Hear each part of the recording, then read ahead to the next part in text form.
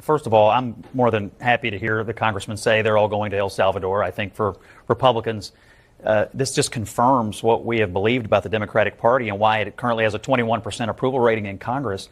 Look where the energy in the Democratic Party is. It's around retrieving illegal aliens from El Salvador. It's around fighting for these college campuses that have been rife with anti-Semitism. It's around biological males who want to play in girls' sports. This is why they are losing to Donald Trump every day, because the energy that Democrats feel comes on all these issues that are fundamentally not where the American people are. Congressman, one second. Congressman, can I give you the chance to respond to that? Donald Trump. Yeah, I mean, it's Donald Trump that's actually losing the support of the American people. Donald Trump's not focused on lowering the costs of housing, not focused on lowering the price of goods. He's out there deporting people that have legal status to be here, revoking student visas from students that are contributing to this country. He doesn't have legal status to be here, Congressman. He has a deportation order.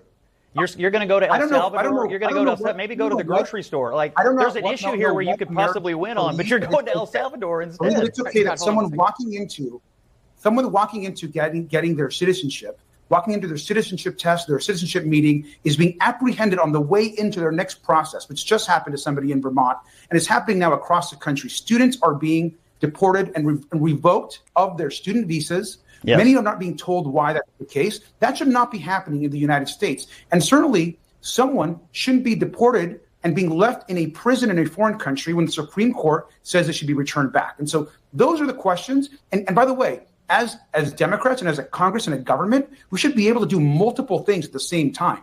We should be able to take on billionaires who are raiding the government. We should be able to take on Elon Musk, who has no business being in charge of Doge. And yes, protecting the civil rights and human rights of people that are in this country and entrusted to us. And so, yes, Scott, we can do all of those things. And it's Donald Trump who actually defined the Supreme Court and whose numbers are going down. Kate Bedingfield. I would also just say to your the energy from Democrats is on these issues. Let's also look at the elections that have taken place since November of 2024. You've seen the Republican agenda start to be rejected. You saw it rejected in Wisconsin, where Elon Musk was at the center of the race there. You saw Democrats with an enormous amount of energy and independents with an enormous amount of energy come out and reject the agenda. So, I think let's look at where the electoral voice of Americans has been since Trump was elected. Can I ask the Congressman one question? Do you believe that Garcia should come back to the United States and be allowed to live here indefinitely?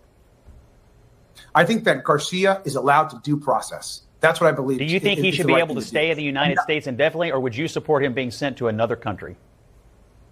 What I would support is for him to be able to have due process in this country, which he's being denied of right now.